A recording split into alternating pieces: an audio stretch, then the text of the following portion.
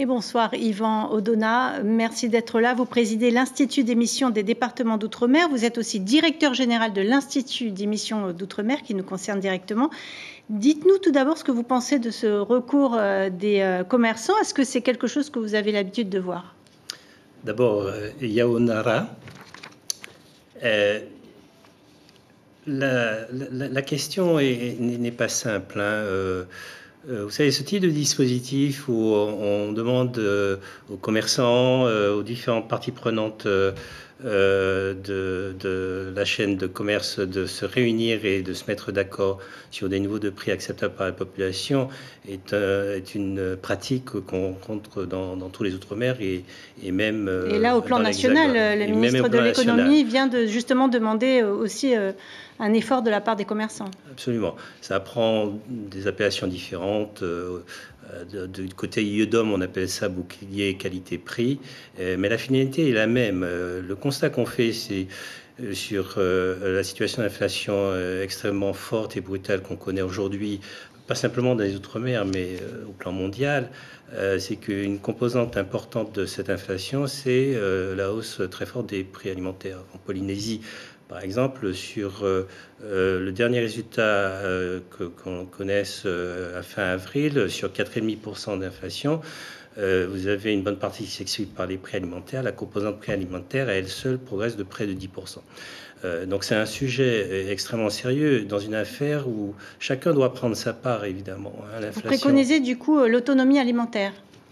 Alors, l'autonomie alimentaire, c'est un élément de la réponse, mais ça n'est pas en soi une réponse de court terme, c'est un objectif pour le moyen terme. Le contexte plus global, c'est la problématique de la vie chère, le constat qu'on a en termes de niveau de prix des écarts extrêmement importants entre les Outre-mer et l'Hexagone, avec des variations qui sont assez nettes entre les territoires, et en particulier dans le Pacifique, en Polynésie, ces écarts sont assez élevés. Enfin, dans la dernière estimation qui est assez ancienne, qui a été faite, on a quelque chose comme 30% d'écart.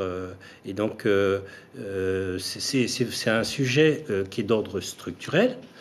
Il y a une réponse de court terme qui est que pour contenir l'impact de la hausse des prix sur le budget des ménages, il est important que des accords de modération, c'est ce que ça signifie, entre les commerçants et les représentants des ménages et les autorités, un accord soit établi. Il y a quand même quelques risques qui ont été signalés dans le reportage, c'est que ce type de dispositif, s'il dure trop longtemps, produit des effets pervers. Donc, en fait, quand vous sortez du dispositif, vous avez ce qu'on appelle des mécanismes de rattrapage. Donc, la réponse, elle ne peut pas venir que de cela. Est-ce que vous serez force de proposition avec le nouveau gouvernement s'il propose des dispositifs à vocation sociale?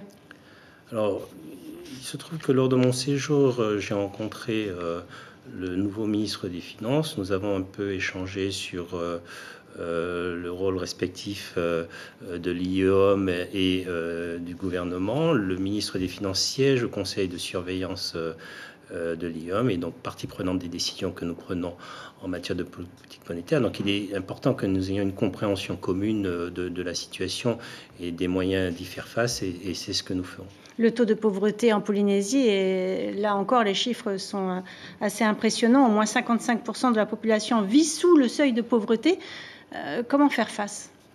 Alors, évidemment, là, vous mettez le doigt sur une des difficultés, des défis structurels auxquels la Polynésie est confrontée. On peut mesurer ça de différentes façons. Vous avez parlé du taux de pauvreté. On peut faire le constat qu'en moyenne, le revenu par tête d'habitant est sensiblement plus faible que dans l'Hexagone. Vous avez aussi un modèle de développement qui est beaucoup trop dépendant des dépenses de transfert, qui est beaucoup trop dépendant des recettes touristiques. La réponse, elle ne peut être qu'une réponse de long terme. Vous proposez des solutions, en tout cas, pour les familles en difficulté avec la fameuse commission de surendettement. C'est toujours d'actualité, 2,5 millions par famille d'endettement en moyenne. La réponse, nous l'apportons tous les jours. Nous avons dans nos équipes, ici à Papeete et dans toutes les agences que nous gérons outre-mer, des unités qui traitent directement de ces questions de surendettement, répondent aux questions et aux attentes des personnes qui se retrouvent en difficulté, traitent les dossiers de surendettement, tiennent le secrétariat des commissions de surendettement. On apporte donc une réponse et une aide et un soutien et une écoute à ces personnes. Alors là, ça c'est la réaction de soutien. Évidemment, ça n'est pas la réponse, ça n'est pas le traitement de fond. Le traitement de fond, c'est forcément le résultat d'une stratégie, d'une réflexion en faveur du développement des Outre-mer, et c'est un aspect sur lequel nous travaillons en lien avec les autorités à Paris, le ministère d'Outre-mer, le ministère des Finances. À la fin du mois ou début du mois de juillet, je présenterai au ministre de l'Outre-mer et au ministre des Finances un diagnostic et des propositions en la matière pour aller vers des solutions durables. Absolument. Un grand merci Yvan Audonat d'avoir accepté notre invitation ce soir. L'information en continu sur Polynésie la Première, Internet et réseaux sociaux.